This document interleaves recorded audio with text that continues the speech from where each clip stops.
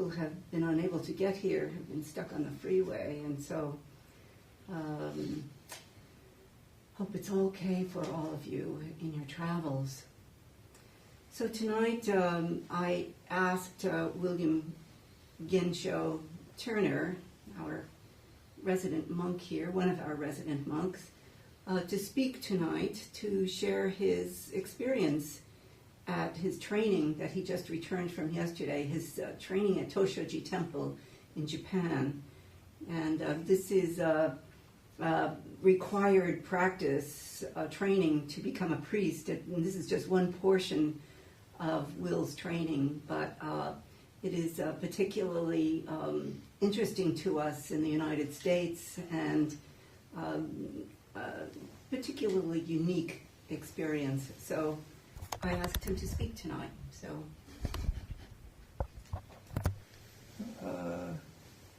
yeah, it was a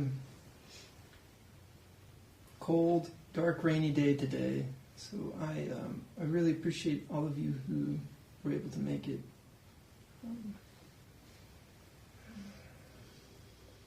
Mark Twain had this quote. He said that the greatest swordsman in the world has nothing to fear from the second greatest swordsman in the world. But he has everything to fear from the man who's never held a sword in his hand before. And it is in the spirit of never really having done this before that I sit here today. I don't know where this is going to go, but it is exciting. I think someone asked one of the Japanese, because there's a lot of ceremony that opens an ongo. So an ongo is what I did. And someone asked, why all the ceremony? Why all the to-do? And they said that ongo was so dangerous that they had to call on all the spirits just to kind of make it through. And I think that that's in hindsight, an appropriate level of respect for what it is we did. I don't know if it was big or not big, but it did have an element of danger in the unknown. I think it sort of makes sense when accounting for something like this to say a qualification of it. You know, was it good or was it not good? Was it meaningful? Was it stupid? And I kind of wrestled with that mentality, I would say, for the majority of my time there. Just asking myself these questions. You know, is this good? Is being a priest good? Is Zen good? Is it stupid or not? And I think it was, I think in asking that question, I kind of knew implicitly that the kind of mindset that asked that question is itself hard to live with. It's hard to be at rest and to enjoy what one is meeting when asking these questions. And I would say that was sort of in the spirit of things. I think in its most meaningful sense, it wasn't really good or bad. It was something more. It was real. It was life. I think in meeting life fully, it sort of goes beyond these things of good or bad. I had various positions throughout the Ongo, which is kind of what life revolves around, sort of your job in that moment in time. And I was the anja for one of the visiting teachers, so I was his attendant. And I remember he asked me, he was very curious about what my practice was like in America, what our collective practice is like, what the Soto teaching was. And he asked me if we counted breath. And I said, almost never. And he asked a few questions like this. And he said, I was a little surprised to hear. He said, well, it sounds like almost pure Soto. And he asked, does your teacher believe in koan practice? And I said, well, my teacher believes that life itself is a koan. and that we can't help but meet them. And so we don't really have to make anything of it. They are inevitable. I think it was after saying this that I realized that I had been doing koan practice for about a month and a half without really even appreciating that is what it was. And I think it was sort of this wrestling with the dualistic mind of if I was even having a good experience or not. And I think part of it was like trying to find where my practice was. I think that's sort of the intention that I set out with. I wanted to find where samadhi was. Because if one experiences it, it should exist somewhere. It should be in the senses, or it should be in some mindset. And I think it slowly occurred to me. It was kind of like going full circle. Because when you start in Zen, people say, well, be here, be now, be in the moment. But as you continue to practice, you realize that everything is the moment and that there is nothing outside, that it is the future and it is the past. And so to tell someone to be here and now is the same as telling them to be everywhere. So it's kind of like saying nothing at all. And so I guess I sort of appreciate how koans aren't answered. Maybe a closer word would be that they're resolved. Not in a final sense, but in just being able to be with them. And I think that that's sort of what Anga was like for me, is that I learned to just be with it. And that was an incredible experience. I think it was just incredible to kind of let go of trying to make it something or to try to find some meaning in it beyond itself. So I guess that's sort of the paradox then, is that it was a great time.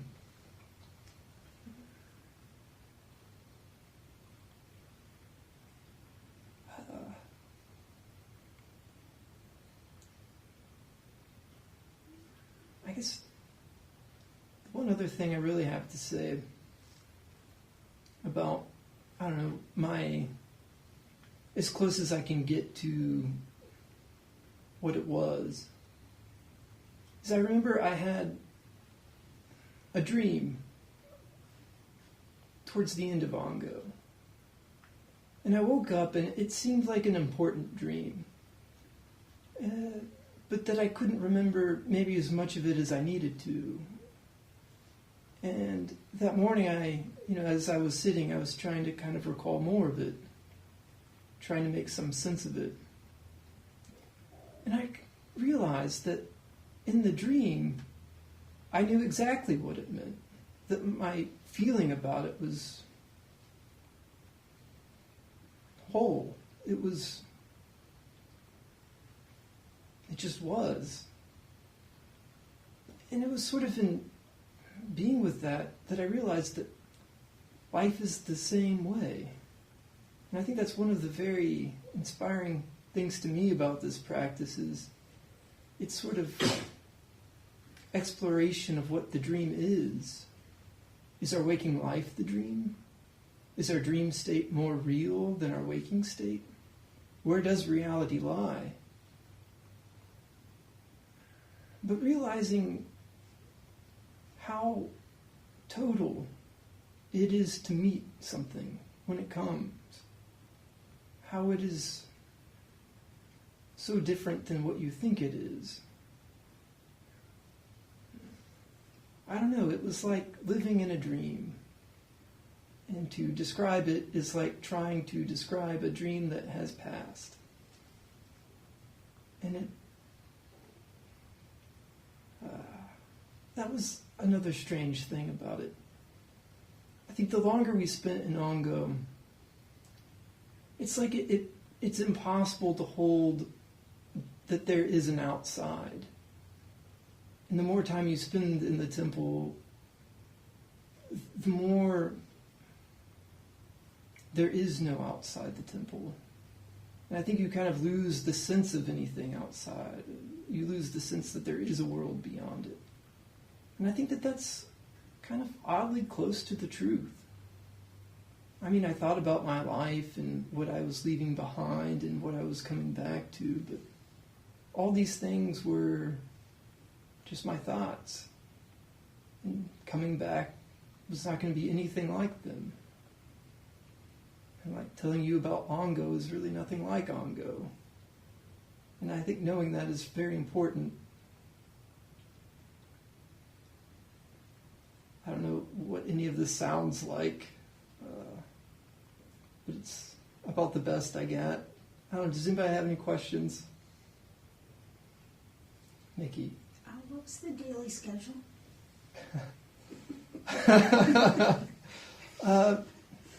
We woke up at 4. We had 20 minutes to be seated for meditation, which went for 50 minutes. Then we left the Soto and went to the Hato, the Dharma hall, and had a ceremony that ranged anywhere from 20 minutes to an hour. And then we ate breakfast, which was always okayu, which is rice gruel, with oryoki. And I guess if I didn't mention oryoki in this, it would be a very incomplete account, because Oryoki, Buddha's eating bowls. Oh, is the formal eating bowls, which is just so foundational to the practice.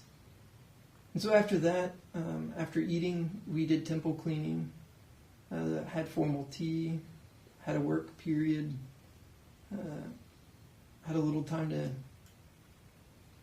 before lunch, and then we had about 30 minutes to ourselves, and then another work period. And then we ate dinner. So it's a good question to ask.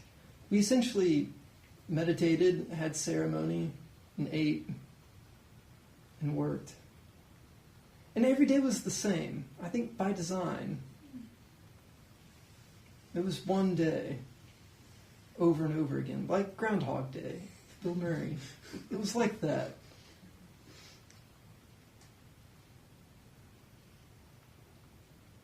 Any other questions?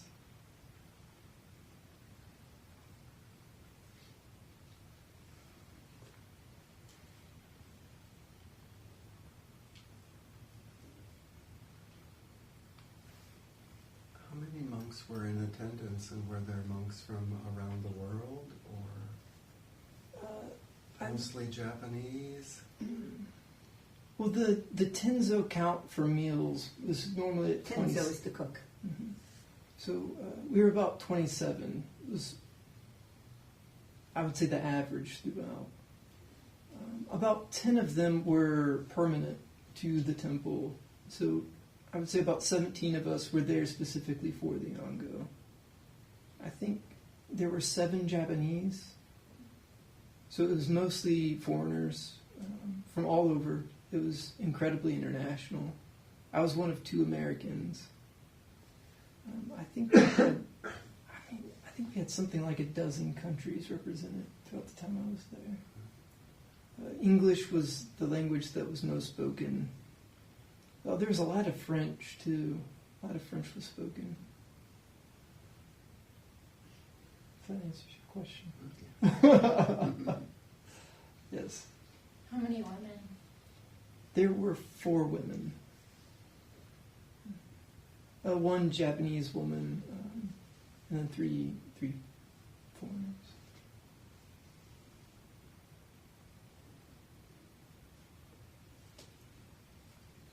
Did you, during the work periods, did you have to work in the kitchen all the time, or did you have a different variety of jobs assigned on different days? Well, in regards to the kitchen, we rotated jobs. The idea was to share work as much as possible. And so I was assigned to the kitchen for about a month that I was there. And so that is your work. But I think it is sort of like here in the sense that there are people who sort of naturally gravitate to indoor work for whatever reason. And there are people who kind of gravitate for work outside for whatever reason. And so there was a little bit of leeway in that sense. You know, you could volunteer or not volunteer for various things. But the work was, I think, equally shared.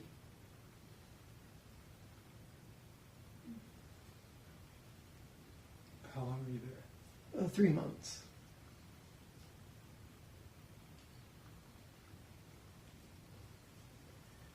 On your schedule, when does the day end? Zazen ends at 9 at night. So you quickly go to sleep after that.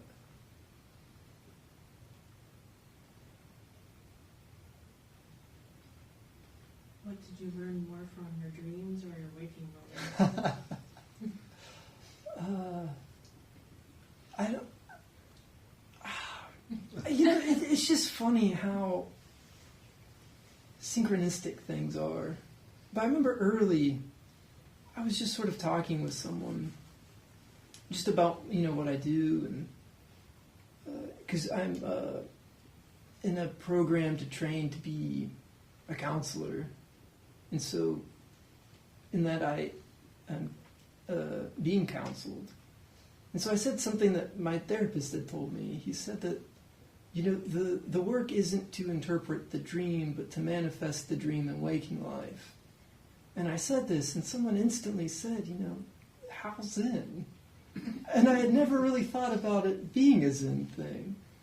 And I think fast forward a month into the future, it just seems so obvious how it is such a Zen thing. I mean, to manifest the dream in waking life, I think,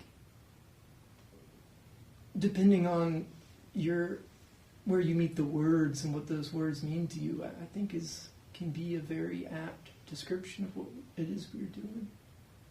And so I think the point is that they kind of come together in a strange way, which is where I think the most exciting things you can learn are, if that answers your question.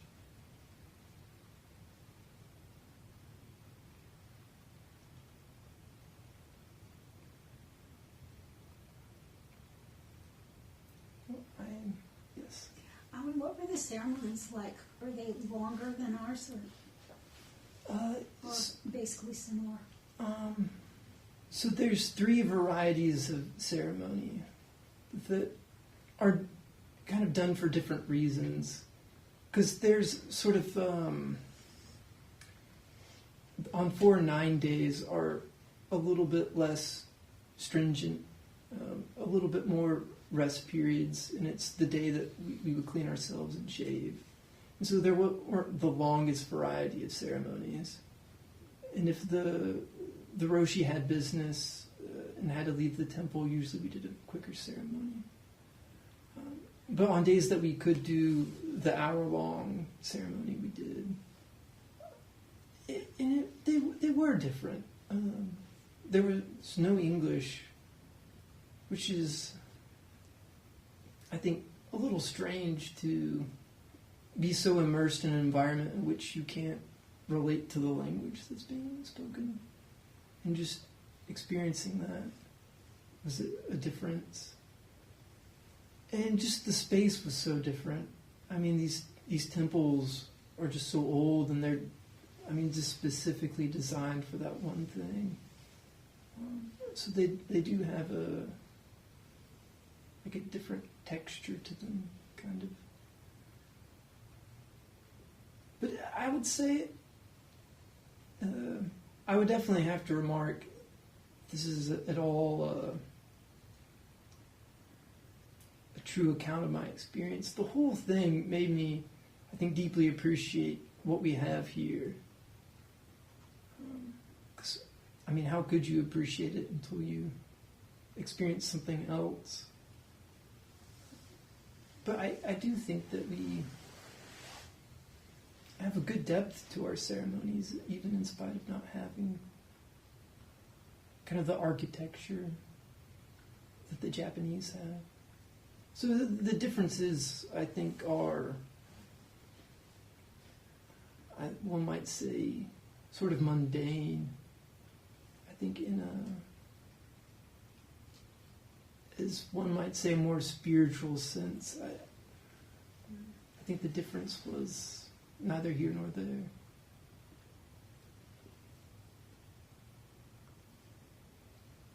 If that answers your question.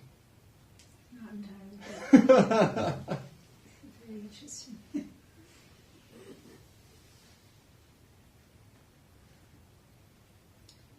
I really appreciate being allowed this opportunity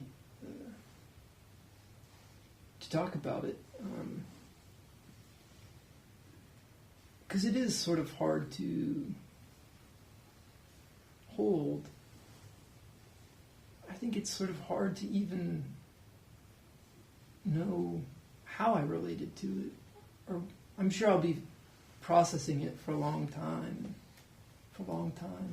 Maybe slowly having some impression of what it was.